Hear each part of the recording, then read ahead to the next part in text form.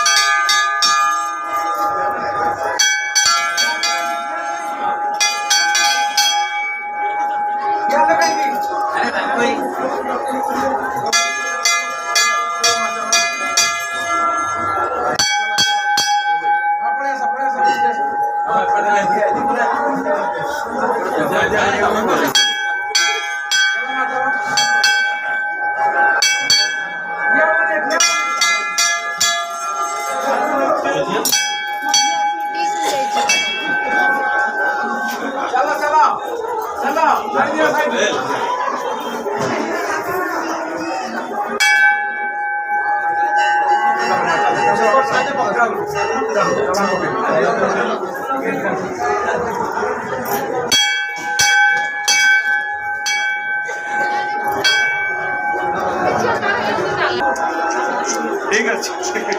है like subscribe करियो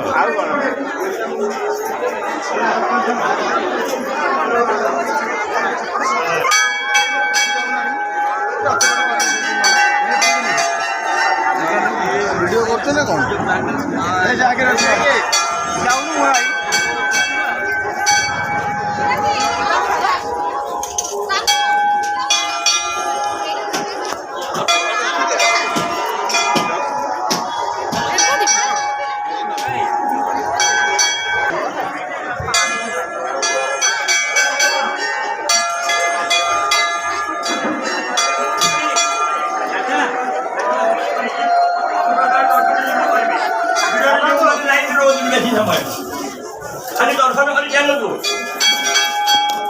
पारेश्वर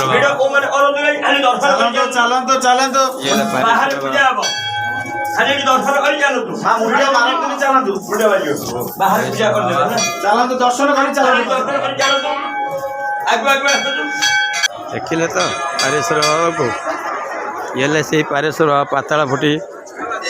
बुझे पारेश्वर बाबा देखो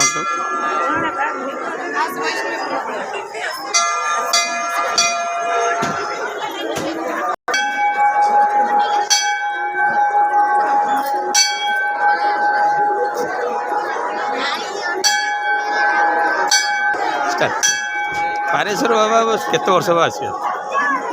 मु तो मोर डे वन रु जेबेटू मु चलवा जानी पारेश्वर मंदिर को आसुची एवं ए शैवपीठर गोटे महात्म्य अच्छी एवं ये अंचल सर्व पुरातन मंदिर जो भली भाव दीर्घ वर्ष पर यार किसी कल्प वृद्धि होती एवं जहाँ आउरी आशा जहाँ आम रखीचु से अनुसार है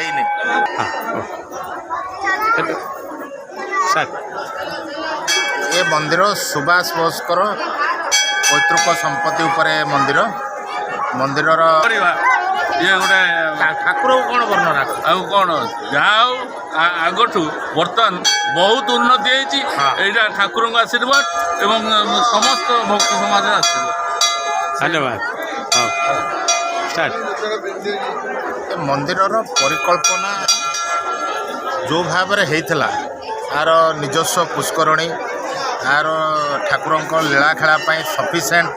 जगार स्थानर व्यवस्था थिला किंतु समय क्रम यार जो उन्नति होगा कथा एबे 10 वर्ष है यार उन्नति मूलक कार्य चली एवं आम आशा करवा ये आउरी मनोरम हम ये परिवेश ठाकुर महात्म्य ये खाली जोब्रा नुहे ये पूर्वांचल अनेक जगार लोक आसती श्रद्धा आसती ये पूजापाठ करने college Chowk Shikharpur OMP Mangalabag to नहीं कि इवेन जगतपुर भी लोक एठिकी आसती कारण आपको पाताल फुटा महादेव भाव में कटकवासी पारेश्वर धाम हूँ गोटे प्रमुख धाम जिते देवादेवी अच्छा तेणु आर महात्म्य सारा कटक परिव्याप्त तेणु आ बाबद आम कहवाई ସସାହସ ନାହିଁ ଠାକୁରଙ୍କର କ'ଣ ମହିମା ଅଛି। ଏ ଠାକୁର ଏ ଅଞ୍ଚଳକୁ ରକ୍ଷା କରିଛନ୍ତି ଲୋକଙ୍କର ଏବଂ ସମାଜର ମଙ୍ଗଳ ପାଇଁ। ଏ ଠାକୁର ସଦା ସର୍ବଦା ଚିନ୍ତିତ ଏବଂ ଲୋକ ମଧ୍ୟ ଏଠି ଆସିକି ମାନସିକ ଶାନ୍ତି ପାଆନ୍ତି।